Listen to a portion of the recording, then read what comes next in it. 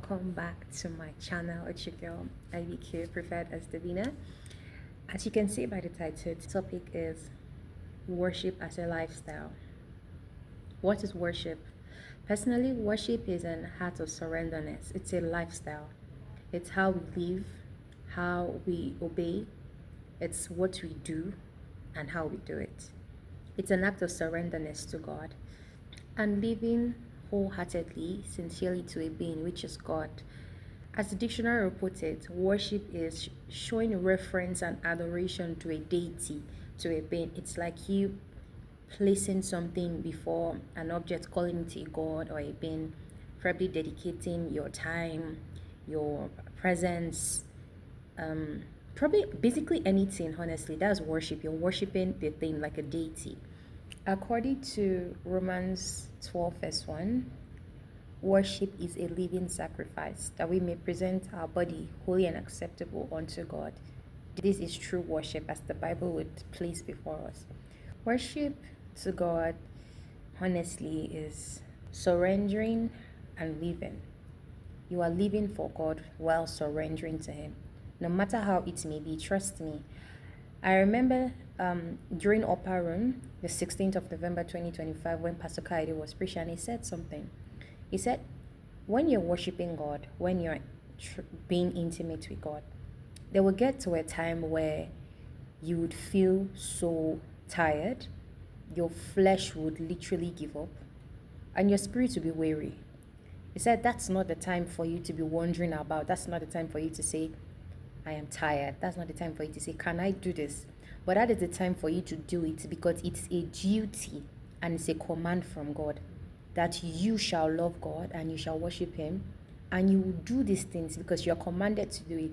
And because you've come into Christ and you've accepted Him, you accepting Christ firstly is the first step for you living as a sacrifice.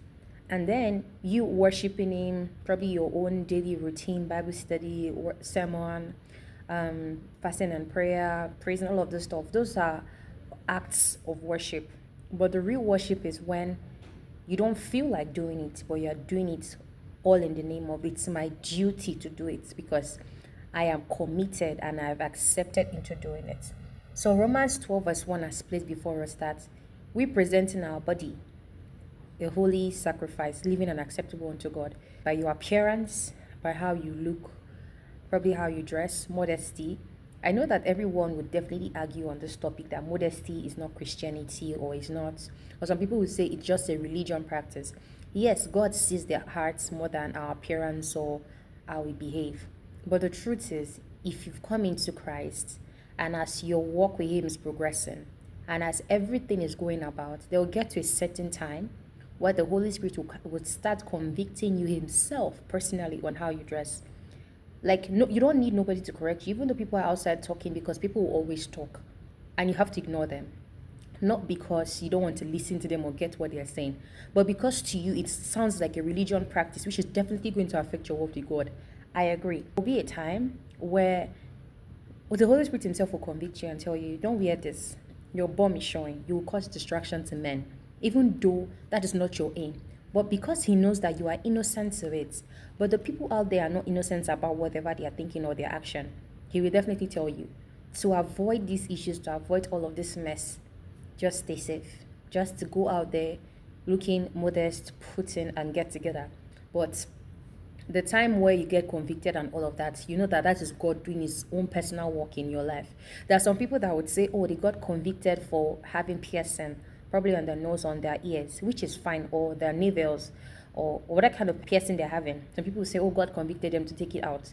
I've also seen some people that have piercing and they're still doing the work of God, and they're living so pure, better than people that are tying their hairs and having scarf and all of this stuff and wearing long dresses, Miriam Amaka, but they are the worst people ever.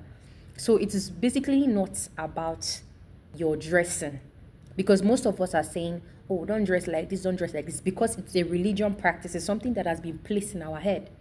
But the best of us that are doing all of these things innocently is the people who are definitely worshiping God and living right with their bodies. I've also heard where some people would say, God said I shouldn't braid my hair, God said I shouldn't wear wigs or cap, or I say, girl, I should always tie my scarf. That is your own personal conviction. right? But I can come and tell you that, oh, God says I shouldn't wear this wig anymore, I shouldn't wear this cap. That is my own personal conviction. But the fact that other people make it seem like it is bad for another person to do it because he got convicted of it, then that is evil. God did not ask you to go out there spreading your convictions to other people, but rather He asked you only to do these things because that is how He wants you to please Him. It's the same thing as tithe and offering. Some people will say, oh, God convicted me and told me to give 30% of my tithe. That is fine. The main Bible order is 10% of every income, which is good. But the fact that you now make it seem like your own personal conviction about giving God 30% of your tithes should be the only order, and that is wrong. Do not confuse your own personal convictions with a religion ideal order or worship. No, it's not a centered worship around everyone, just about you. Why do we worship? One, it's because it's an instruction from God. God has asked that we worship Him. That's one of the reasons why He created us, to worship Him, to adore Him, to give Him praise and glory. The second reason is because it's because of our love for Him. The same way God gave us His only Son, He sacrificed His Son for us. So we should definitely sacrifice our life to Him, according to Romans chapter 12 verse 1, by worshiping Him because we love Him daily and because it's a commandment. Lastly, another reason why we should worship God is because we were made to worship Him. That's our basic purpose on earth, to worship God. Worship is not just singing. It's not just a song that you sing to God and all of that. Worship is more than music. Worship is a sound. Worship is your voice. It's an echo in the spiritual realm that creates this presence and atmosphere, conducive atmosphere for the Holy Spirit to dwell in and probably communicate with you in whatever means and however He wants to do with you. So lastly, I'd say is music was created to worship, just like when God created Lucifer. Lucifer was meant to worship God, but because he let his ego and all of those his mind things get over him, God casted him out of the heavens, and then there was a fight. But then music was made for worship, and worship is music to God. And worship is also living. The very last thing I'll say is the essence of our living is to worship God. So that is all that I have for you guys today. I hope you learned, understood, and be able to get whatever point I was trying to put out there. And I pray that for everyone that would listen to this, they will have better understanding of what it means to worship God, how to do it, and why we do it. So with all that being said, thank you guys for watching my video, and see you next time.